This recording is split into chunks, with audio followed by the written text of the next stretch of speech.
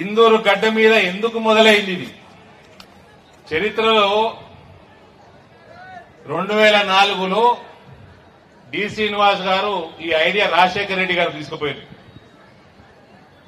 ఇందులో భాగం ఆనాడు పి ఉపేంద్ర గారు, సీనియర్ నాయకులు కాంగ్రెస్, ఆనంద భాస్కర్ గారు,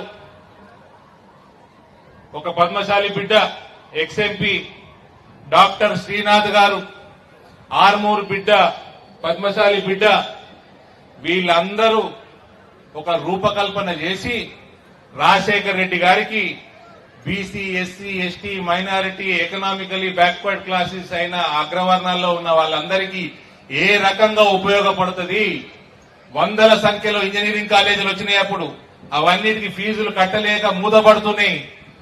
కాలేజీలు నిలబడాలి, అందులోంచి పిల్లలందరూ గ్రాడ్యుయేషన్లు చేసుకోవాలి.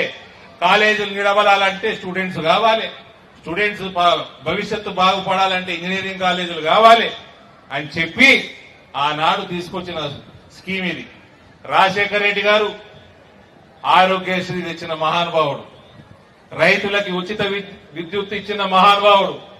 ఆయన దగ్గరికి వెళ్లి ఆయన ఆర్థికంగా సాధ్యపడదేమో శ్రీనివాస్, నేను ఇవన్నీ నేను చూసినోని బ్యాక్గ్రౌండ్ నుంచి, నాకు ఫీ రీఎంబర్స్మెంట్ ప్రోగ్రామ్ దినేష్ ఇందూరులో చేద్దామనగానే ఇవన్నీ గుర్తుకొచ్చినాయి నాకు.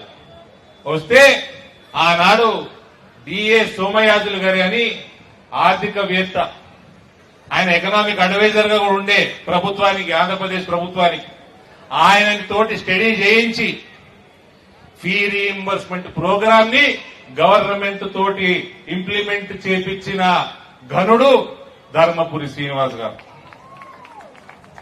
ఇవన్నిటికీ అరవిందేలు ఆయన నాయనను పొగుడుతున్నాడు. నేను ఎప్పుడు మా నాయన పేరు వాడుకోలే, నేను అందుకని మీడియా అంతా ఉన్నది.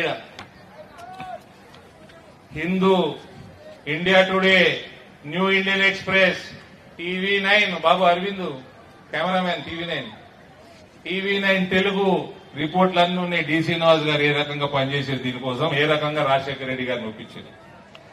ఇది కాబట్టి ఇందూరు గడ్డ ఫీ రీఎంబర్స్మెంట్ యొక్క పునాదులు వేసిన అడ్డా ఇది.